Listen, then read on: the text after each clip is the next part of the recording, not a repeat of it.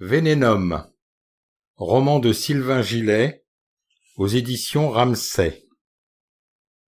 Chapitre 1. Un atome, un petit rien qui flotte dans l'univers, ou même moins que cela, une particule, un quark, un élément peut-être plus modeste encore, un dérisoire pas grand-chose oublié là, à proximité d'un trou noir.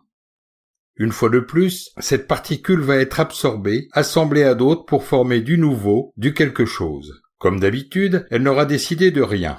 Infime élément du grand tout, elle aura suivi ce nouveau chemin sans pouvoir comprendre quoi que ce soit. Comme elle l'a fait des milliards de fois auparavant. À travers d'infinis trous noirs, mais aussi des étoiles, des maelstroms incompréhensibles, via peut-être une multitude d'univers, une perpétuelle succession de Big Bang et Big Crunch dans l'éternel acharné de tout ce qui existe. Il y a des milliards d'années de cela, cette particule aura été regroupée avec plein de copines afin de constituer un ensemble déterminé qui n'existe plus. Cet ensemble avait une fâcheuse tendance à gesticuler sur une planète pareillement évaporée, bref parcelle d'un système solaire, d'une galaxie et d'un univers eux aussi disparus.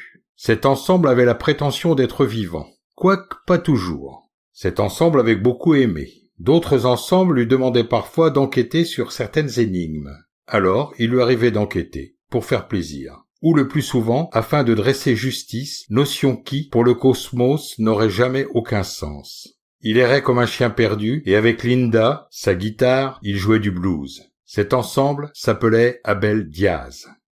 Lisbonne, capitale de la morue, des carleurs et des sardines en boîte. Spécialité de plus en plus détournée au profit de la spéculation immobilière et de l'expulsion de Lisboètes besogneux. Ici, comme dans de trop nombreuses grandes villes, les loyers montent en flèche avec une régularité suisse. Les beaux quartiers sont réservés aux riches, faudra vous y faire. Des rues entières se voient destinées à Airbnb par le simple fait que, comme partout, l'immaculé capitalisme cherche toujours à détourner les idées sympas en machine à profit.